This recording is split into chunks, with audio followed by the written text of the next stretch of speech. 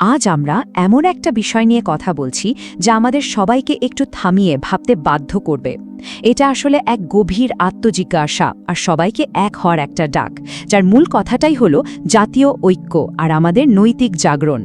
দেখুন, আলোচনাটা শুরুই হচ্ছে একটা খুব শক্তিশালী কথা দিয়ে। আজ আমরা এক ক্রান্তি লগ্নে দাঁড়িয়ে আছি। এই একটা বাক্যই কিন্তু বলে দিচ্ছে যে পরিস্থিতিটা ঠিক কতটা গুরুতর। তো এই যে বলা হচ্ছে একটা ক্রান্তিলগ্ন বা সংকটের সময়, এটা আসলে ঠিক কি? কেন আমাদের সময়টাকে এতটা অস্থির আর অনিশ্চিত বলা হচ্ছে? এর পেছনে কিন্তু কয়েকটা গভীর কারণ আছে। প্রথম এবং সবচেয়ে বড় কারণটাই হলো আমাদের রাজনৈতিক অস্থিরতা। নানা মতাদর্শের মধ্যে এই যে বিভাজন আর লাগাতার সংঘাত, এটা কিন্তু আমাদের জাতীয় শক্তিকে ভেতর থেকে একদম দুর্বল করে দিচ্ছে। একে অপরের ওপর বিশ্বাসটাই যেন হারিয়ে যাচ্ছে, আর তাতে দেশের মূল ভিত্তিটাই নড়বড়ে হয়ে পড়ছে। আর এই অস্থিরতার প্রভাব যে শুধু রাজনীতির মাঠে থাকছে তা কিন্তু নয়। এর সরাসরি ধাক্কাটা লাগছে আমাদের অর্থনীতিতে, দেশের ব্যবসা বাণিজ্যে।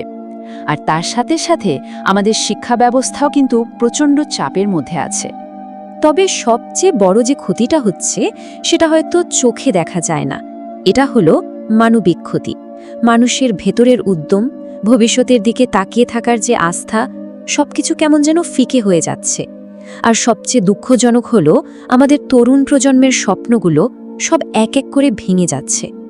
এই যে রাজনৈতিক সামাজিক সংকট, এসব আলোচনার পর আমাদের সামনে আরও গভীর একটা নৈতিক প্রশ্ন চলে আসে। আর সেটা হলো আমাদের দায়বদ্ধতার প্রশ্ন, আত্মত্যাগের প্রশ্ন, শহীদের রক্তের দায়ের প্রশ্ন।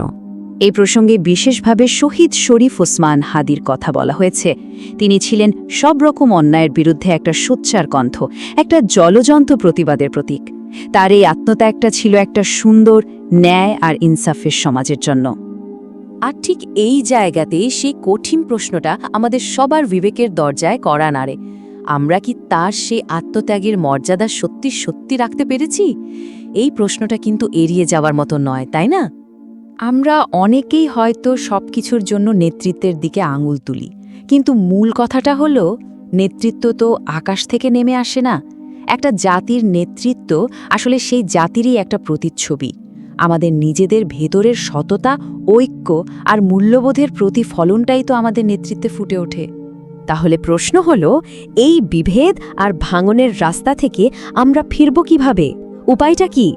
সমাধানটা খুঁজতে হবে আমাদের একেবারে শিকড়ে, আমাদের ঐক্যের সেই মূল ভিত্তিতে। আর সেই আসল ভিত্তিটা আর কিছুই নয়, তা হলো লা ইলাহা ইল্লাল্লাহ মুহাম্মাদুর রাসূলুল্লাহ, এই কালিমার উপর বিশ্বাস। এই বিশ্বাসটাই তো আমাদের সবাইকে এক উম্মা বানিয়েছে, আমাদের ভাই ভাই হিসাবে শিখিয়েছে একে অপরের প্রতি দায়িত্ববোধ। এটাই আমাদের ঐক্যের সবচেয়ে বড় শক্তি। এর চেয়ে বড় উদাহরণ আর কি হতে পারে?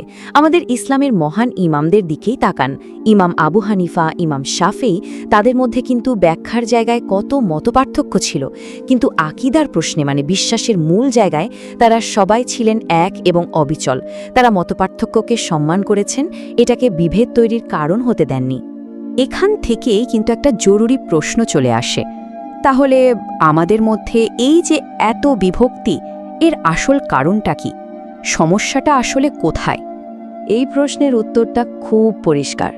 সমস্যাটা কিন্তু কোনো মাযহাব বা মত পার্থক্যে নয়। আসল রোগটা হলো আমাদের আচরণে, আমাদের ভেতরের অসহিষ্ণুতা, অন্যকে অসম্মান করার মানসিকতা আর ব্যক্তিগত অহংকার। এগুলোই হলো আসল সমস্যা। এই প্রসঙ্গে আরও একটা অসাধারণ প্রশ্ন তোলা হয়েছে, যা আমাদের ভাবনার দরজায় নাড়া দেয়। আমরা সবাই যদি একই কিবলার দিকে মুখ করে দাঁড়াই, তাহলে আমাদের সবার জীবনের লক্ষ্যটা ভিন্ন হবে কেন? এই একটা সহজ প্রশ্ন কিন্তু আমাদের সব বিভক্তিকে একদম অর্থহীন করে দেয়। এত সব আলোচনার পর আমরা একটা জায়গাতেই কিন্তু এসে পৌঁছাই, আর তা হলো পরিবর্তনটা বাইরে থেকে কেউ এসে করে দেবে না। এই পরিবর্তনের শুরুটা আসলে নিজেকে দিয়েই করতে হবে। আমাদের প্রত্যেককে নিজের দিকে তাকাতে হবে, আত্মসমালোচনা করতে হবে আর নিজের দায়িত্বটা বুঝতে হবে।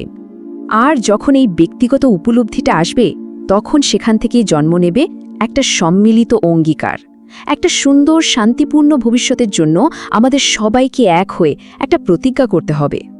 কি সেই প্রতিজ্ঞা? 1 নম্বর, আমাদের মধ্যে মতের অমিল থাকবে, কিন্তু কোনো বিদ্বেষ বা ঘৃণা থাকবে না। 2 নম্বর, আমরা অবশ্যই সমালোচনা করব, কিন্তু কাউকে অসম্মান করব না। আর 3 নম্বর, আমাদের মূল মন্ত্র হবে, আমরা ভাঙার জন্য প্রশ্ন তুলব না, আমরা প্রশ্ন করব গড়ার জন্য, আমরা গড়ব। আর এই পুরো আলোচনার শেষটা করা হয়েছে একটা আন্তরিক দোয়া দিয়ে, যা আসলে আমাদের সবারই মনের কথা। আল্লাহ যেন আমাদের সবার অন্তরে ঐক্য দান করেন, আর আমাদের প্রিয় দেশ বাংলাদেশকে শান্তি, স্থিতিশীলতা আর কল্যাণের পথে এগিয়ে নিয়ে যান। আমিন।